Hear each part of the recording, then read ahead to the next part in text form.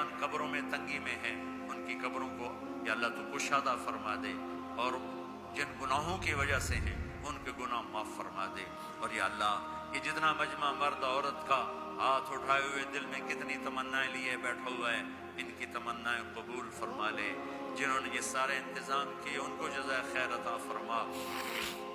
جو آنے والے حضرات ہیں یہ ہماری نوجوان نسل ہے، ان کی جوانی کو پاکیزہ بنا دے، ان کی جوانی کو پاکیزہ بنا دے، ان کی جوانی کو پاکیزہ بنا دے، ان کی جوانی کو مثالی بنا دے، بڑھاپوں کے تجربے کو مثالی بنا دے، اور کل کو اپنے حبیب کے سامنے ہمیں شرمندہ ہونے سے بچا، ہمیں رسوا ہونے سے بچا، ہمیں ذلیل ہونے سے بچا۔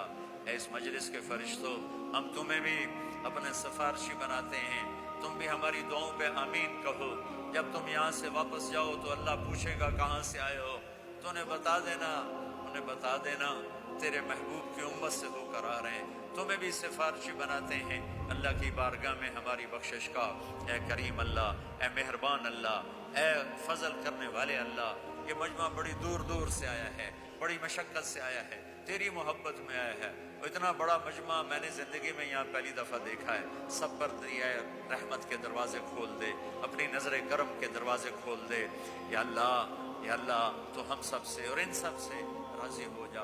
یا اللہ اس پورے معاشرے میں ہمارے اپنے حبیب کی امت کو سچا بنا دے، سچائی عطا فرما دے، سچائی عطا فرما دے، دھوکے سے دور فرما، فراڈ سے دور فرما، آپس کی لڑائیوں کو دور فرما۔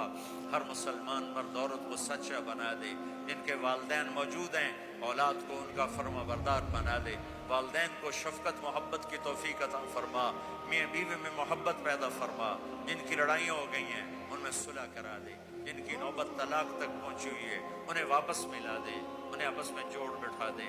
جو یہاں علماء کرام ہیں ان کے علم میں برکت عطا فرما، ان کو بصیرت فراست عطا فرما۔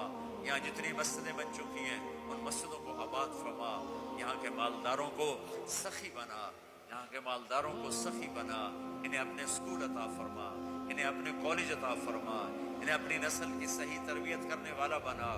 یا اللہ پوری امت پوری دنیا میں جہاں بھی پریشان حال ہے سب کی پریشانیوں کو دور فرما، ان سے ہم سب سے راضی ہو جا۔ جب ہمارے دنیا سے جانے کا وقت آئے تو ایمان کی، صحت کی، جان مال عزت آبرو کی سلامتی کے ساتھ ہماری واپسی مقدر فرما۔ جب تیری بارگاہ میں پیش ہوں تو ہم سے کہہ دے کہ میں تم سے راضی ہو گیا ہوں۔